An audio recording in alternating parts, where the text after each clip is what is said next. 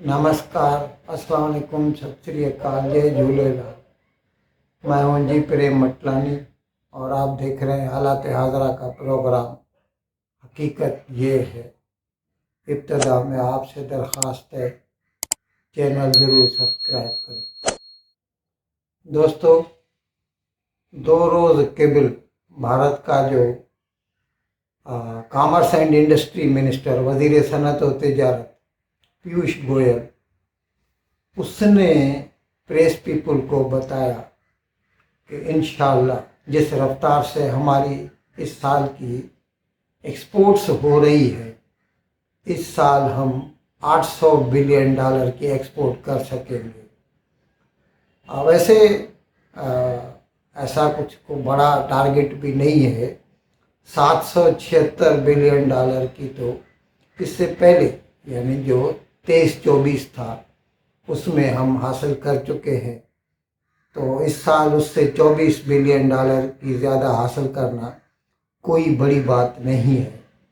लेकिन इसमें जो हेडविंड्स हैं, मुश्किलात हैं हमारे लिए, वो पूरी दुनिया को मालूम है। वो सिर्फ हमारे लिए नहीं है, दूसरों के लिए भी है।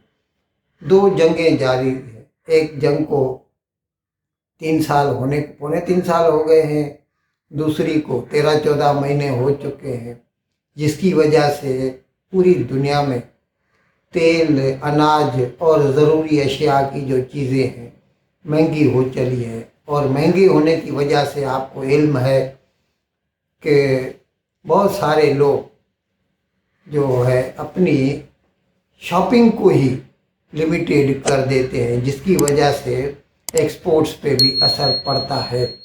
लेकिन इसके बावजूद, क्योंकि हमारी जो सरकार है, और ख़ास तौर पर 2 बंदों की मैं बात करूंगा, एक तो भारत के वज़ीर आज़म जनाब नरेंद्र मोदी और दूसरे भारत का वज़ीर ख़ारजा जनाब एस जयशंकर। इन दोनों की जो मेहनतें हैं ना, वो रंग ला रही हैं। नरेंद्र मोदी और एस जयशंकर पूरी दुनिया में सबके साथ दोस्ती बनाए रखने की कोशिश करते हैं, खैर सगाली का मैसेज देते हैं, पैगाम देते रहते हैं, जिसकी वजह से लोगों के मन में भारत के लिए अच्छे जज्बात पैदा होते हैं। और अच्छी नीयत, अच्छे जज्बात जो है ना, they can turn into good relations and then into good business relations too. तो जिसकी वजह से हमारी एक्सपोर्ट्स में खासा इजाफा होता जा रहा है। मैंने अर्ज़ किया, पिछले साल हमारे $778 बिलियन की एक्सपोर्ट हुई थी, जिसमें यानी ये 23-24 की बात कर रहा हूँ, जिसमें हमारी मर्चेंडाइज एक्सपोर्ट्स जो थी वो थी $437 बिलियन की, और सर्विसेज एक्सपोर्ट्स उस 341 जो कि मिला के बनता है 778। अभी इस साल के हमारा जो हदफ है, टारगेट है, वो है $800 बिलियन, और हमें उम्मीद है वो तो हासिल हो ही जाएगा। लेकिन इसमें एक जो है ना, एक एनोमली है, आपको अजीब लगेगा, क्योंकि दुनिया पूरी में जो है उथल पुथल है, जंगें जारी हैं, दुश्मनियां बढ़ रही हैं। इसकी वजह से मर्चेंडाइज एक्सपोर्ट्स पे असर पड़ता है, वो बढ़ने के बजाय कम होती हैं।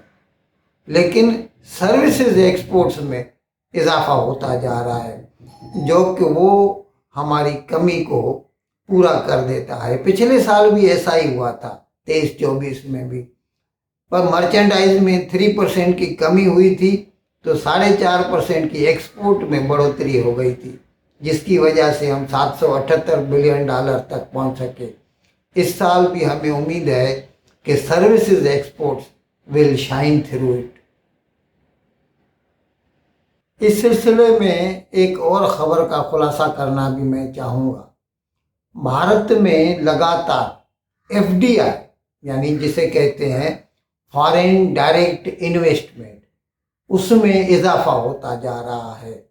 अभी क्वार्टरली जो है रिपोर्ट्स आती हैं इकोनॉमी के बारे में, कंपनियां भी देती रहती हैं।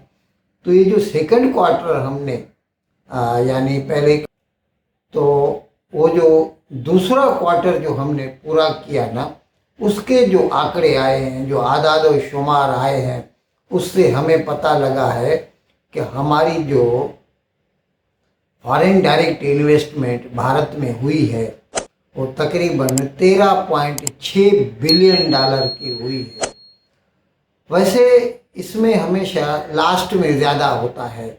अभी ये जो 13.6 बिलियन डॉलर की फॉरेन डायरेक्ट इन्वेस्टमेंट हुई है ना, ये इसी क्वार्टर का यानी second quarter of the financial year, हमारा फाइनेंशियल ईयर तो आपको इल्म है अप्रैल 1 से शुरू होता है और 31 मार्च को ख़त्म होता है।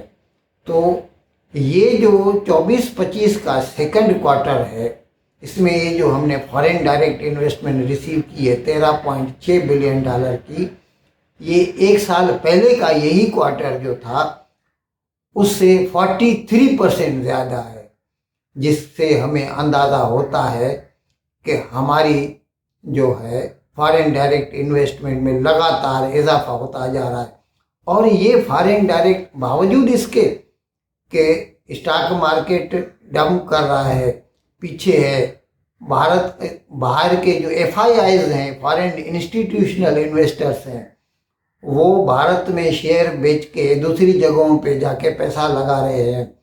वो एक हेडविंड है हमारे लिए, लेकिन इसके बदले में जो हमें फ़ायदा होता है कि डायरेक्ट इन्वेस्टमेंट ज़्यादा बढ़ती जा रही है। यानी नए कारखाने लगाएंगे भारत में, नई कंपनियां खोलेंगे, या जो एग्जिस्टिंग कंपनीज हैं उसमें अपना स्टेक बढ़ाएंगे, अपने शेयर होल्डिंग बढ़ाएंगे बाहर के जो इन्वेस्टर्स हैं, जिसकी वजह से जो है फॉरेन डायरेक्ट इन्वेस्टमेंट में लगातार इजाफा होता जा रहा है। ये सारी चीज़ें मिल मिला के जो है, जैसे मैं बता रहा हूँ, बावजूद इसके कि मैंने बताया कि दो जगहों की वजह से पूरी दुनिया का माहौल ख़राब हो गया है और हर जगह जो है मईशत is taking, economy is taking a beating. लेकिन इसके बावजूद अगर भारत लगातार जो है, अभी पिछले साल हमने 7% के हिसाब से ग्रोथ की थी, इस साल हमें उम्मीद है 7% कह रहे थे लेकिन अभी कहते हैं थोड़ा कम होगा, then too we will achieve 6.5% GDP growth in this financial year, God willing। इन अल्फाज के साथ आज का प्रोग्राम ख़त्म करने की आपसे इजाज़त चाहता हूँ, लेकिन विदाई लेने से पहले एक मरतबा फिर आपसे मेरी दरख्वास्त है कि जिस किसी साहब या साहिबा ने अब तक हमारे इस चैनल को सब्सक्राइब नहीं किया, अज़राह करम इसको जल्द से जल्द सब्सक्राइब करें, प्रोग्राम को लाइक करें, शेयर करें और घंटी का बटन दबाना न भूलें। बहुत बहुत शुक्रिया। खुदा।